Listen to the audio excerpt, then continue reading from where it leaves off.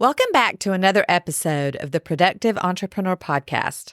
This is day 2 of my 30 podcasts in 30 days series, and I am so excited to dive into today's topic because it's something that affects literally every single one of us: procrastination.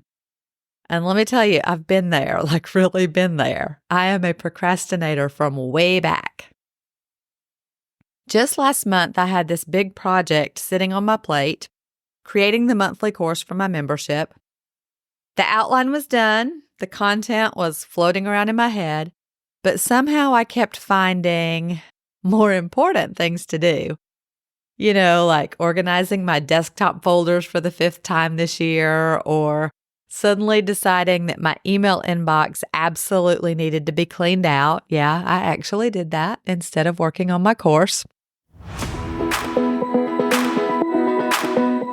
You're listening to the Productive Entrepreneur Podcast. I'm your host, Tonia Kendrick, and I'm on a mission to help online business owners like you focus on the right things and take imperfect action. Every week, you'll get my best tips on everything from time management and content creation to planning effectively and managing mindset issues, all in an effort to help you become more productive. So let's jump into this episode. So, do you ever reach the end of your day and think, what the heck did I do all day? The people in my accountability club heard me say that several times last month. When you have that overwhelming feeling of having been busy all day, but not actually moving the needle on anything important. Well, today we're going to tackle that beast head on. I'm sharing 5 strategies that actually work, not just theory, but real actionable steps that you can implement right after this episode. Because let's be honest, how often do you find yourself putting off tasks that could move your business forward? So let's get to it. Strategy number 1 is break tasks into smaller steps and define your next action. One of the biggest reasons we procrastinate isn't that we're lazy, despite what that mean voice in our head might say. It's that we don't actually know where to start. We've got this brilliant idea floating around in our head, that exciting project you keep thinking about while you're in the shower, but it's all fuzzy and undefined. Here's what I mean. Let's say you want to get in shape. Okay, that's a great goal, but what does that actually mean? What will you actually do, and what's your very next action? See, when we don't have clarity on our next physical action, and I mean really specific, like put on running shoes or call gym for membership rates, our brain gets overwhelmed, and hello, that's when procrastination kicks in. I learned this concept from David Allen's book, Getting Things Done. He talks about this idea of the next action. It's not just about breaking things down into smaller steps. It's about defining the very next physical action you need to take. Not start project, but brainstorm ideas for project. And I'll drop a link to Getting Things Done in the show notes. Let me show you how this worked with that course that I mentioned earlier that I created last month. Instead of staring at Create Course on my to-do list, because that would be way too overwhelming, I broke it down into batches of related tasks. And here's exactly how I did it. So batch 1 was initial brain dump and planning. I set my timer for 45 minutes, and I did a brain dump of every single topic idea that came to mind. Then I organized the topics into potential lessons. Batch 2 focused on content structure, and this is what that looked like. Create lesson outlines. List key talking points for each lesson. Identify any exercises or worksheets needed. Note any additional resources to add. Batch 3 was all about content creation. Write all scripts, create all worksheets, create slide decks, record videos, edit videos. See what I'm doing here? Instead of jumping around between tasks, I'm batching similar activities together. This works because our brain doesn't have to keep switching contexts. When I'm in writing mode, I stay in writing mode. When I'm in recording mode, I stay there. But here's the key. At the end of each work session, I always write down my next action for when I return. Not continue course creation, but something super specific like record video for lesson 3 or create action checklist for lesson 4. This way, when I sit down to work again, I don't waste time figuring out where to start. I just look at my next action and dive in. So here's what I want you to do. Take that one big project you've been avoiding right now, grab your phone or a piece of paper and do 2 things. First, brain dump all the components of your project. Don't worry about order yet, just get it all out of your head. Then, group similar tasks together into batches. Finally, and this is crucial, write down your very next physical action. Make it so specific that it would be impossible to procrastinate on. Instead of start a blog, write brainstorm potential topics for blog posts or spend 45 minutes researching hosts. Whatever you would do as the very next step for this project. Strategy number 2 is set clear deadlines. Y'all, vague deadlines are procrastination's best friend. I'll do it soon, or I'll get to it next week, or my personal favorite, when things slow down. Spoiler alert, things never slow down. These are basically permission slips to procrastinate. I learned this the hard way when I was launching the podcast. I kept saying I'd start when I was ready. Guess what? 3 months went by and I wasn't any more ready than on day 1. Well, I was a little bit more ready, but I wasn't ready. Finally, I put a stake in the ground. July 3rd, release the first episode, no matter what. So let me share my exact process for setting deadlines that actually stick. First, I get realistic about how long things actually take. Not how long I wish they'd take, but the real deal. And I usually add about 25% to my initial estimate because let's be honest, things take longer than we think they're going to. Then I use Asana to keep track of all my tasks and to set specific deadlines for everything. And here's my secret weapon. I schedule everything as if it's due a day earlier than it actually is. This goes back to my early corporate training of under-promise and over-deliver. And it builds in a buffer for those unexpected life moments, like when my internet went out a couple of weeks ago, and I had to spend 2 hours on live chat using my phone as a hotspot to get it back up. That threw all of my deadlines that day way off track.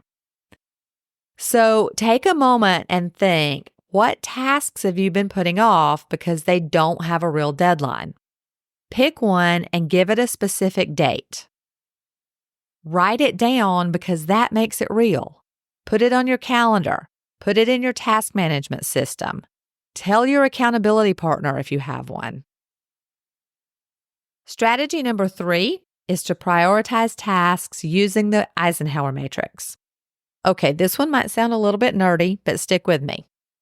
I first learned about the Eisenhower matrix when I read 7 Habits of Highly Effective People years ago. I'll drop a link to it in the show notes because it's a classic productivity book that I think everyone should read. So the Eisenhower matrix helps you figure out what actually needs your attention right now versus what's just making noise in your head. Picture a box divided into 4 squares. The top left corner is urgent and important. These are things you should do now. Some examples might be membership deliverables that are due this week. Student needs immediate feedback. Technical issues affecting customers. The top right corner is important but not urgent.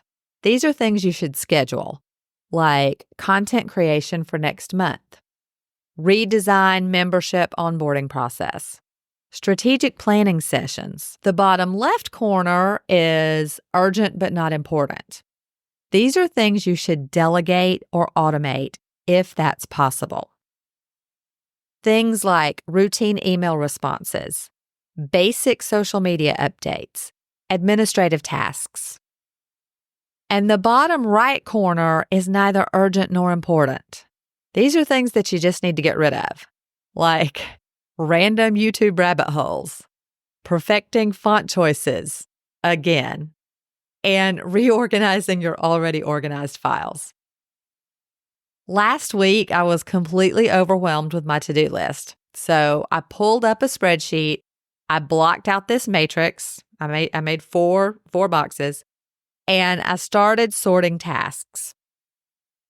Guess what? Half of what was stressing me out fell into that last category, neither urgent nor important. I deleted 7 tasks right then and there, and I instantly felt lighter. So here's what I want you to do. Draw your own matrix right now. Pause the episode if you need to, and plot out everything on your plate. Be brutal with that bottom right square. What can you straight up delete? Strategy number 4 is eliminate distractions. Let's be real. Distractions are like those speed bumps on the road to getting stuff done. And in today's world, they're everywhere. I used to have this horrible habit of keeping Facebook open in a browser tab all day. I know that's just really dumb. And I was constantly popping over to that tab, even when I was doing important work. One day, I tracked how many times I checked Facebook during my focused work time. The number was 37 times in 2 hours. That's once every 3.2 minutes. No wonder I couldn't get anything substantial done. Finally, I installed Stay Focused. It's a browser extension that blocks distracting websites after a set amount of time, and you get to set the time. So I gave myself 15 minutes of Facebook time each day. And when it's gone, it's gone. No exceptions. No, just one more quick check. Stay Focused will not let me go to the Facebook website once my time is up. Some other ways that I eliminate distractions are I've turned off notifications on all my devices. I keep my email tabs closed until designated check times. I wear noise-canceling headphones with very low volume instrumental music. I don't do that one every day, but I do when I really need to get in the zone. So, what are your top 3 distractions? Be honest with yourself. For me, it's email. It's still Facebook, but I have that 15-minute daily time allotment. And then sometimes I end up working on spreadsheets that aren't really necessary just because I like spreadsheets. So identify yours and create a plan to minimize them during your focus time. Strategy number 5 is practice self-compassion. Now, this might seem odd in a productivity discussion, but hear me out. Being hard on yourself about procrastinating, it actually makes things worse. Just recently, I was beating myself up about procrastinating on moving all my sales pages to Thrivecart. This has been an ongoing project all year. The inner dialogue, the voice in my head was brutal. Why can't you just get this done? It's not even that complicated. You should just do it. The more I criticized myself, the harder it became to work it into my schedule. Then I realized something. Yes, this project is important, but it's not urgent. And you know what? Getting even one page moved over is better than nothing.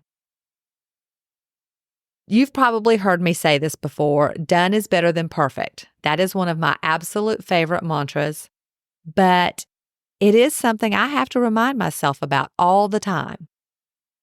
So when you find yourself procrastinating, remember that you can reframe that inner dialogue.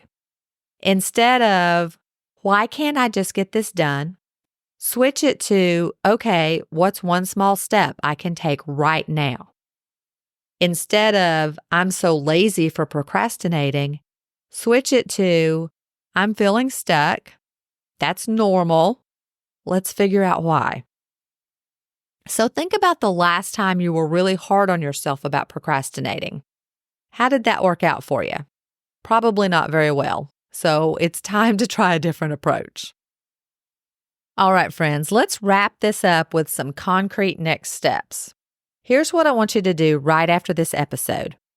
Choose one of these strategies. Just one. Let's not overwhelm ourselves. Apply it to one task that you've been procrastinating on. Set a specific deadline for when you'll complete it, and share your commitment with someone. Remember progress over perfection. You don't have to implement everything at once. Start small and keep moving forward. Here's a quick recap of the strategies we discussed today. Break it down, smaller than you think, and define that next action. Set those deadlines. Use specific dates. Use the Eisenhower matrix and be brutal with what you can delete. Eliminate distractions and practice self-compassion. Treat yourself like you would treat a friend. I'll be back tomorrow with day 3 of 30 podcast episodes in 30 days, and I'll be diving into something super exciting. Boost productivity with smart business systems. Trust me, you won't want to miss it.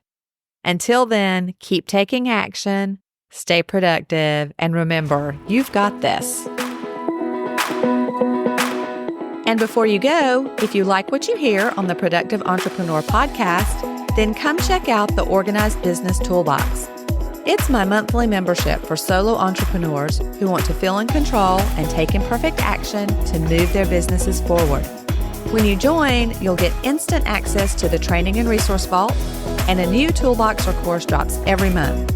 Plus, we have monthly Voxer office hours where you can privately ask me questions and get my direct feedback. If that sounds like something you need, the link is in the show notes, or visit toniakendrick.com, and I'll see you on the inside.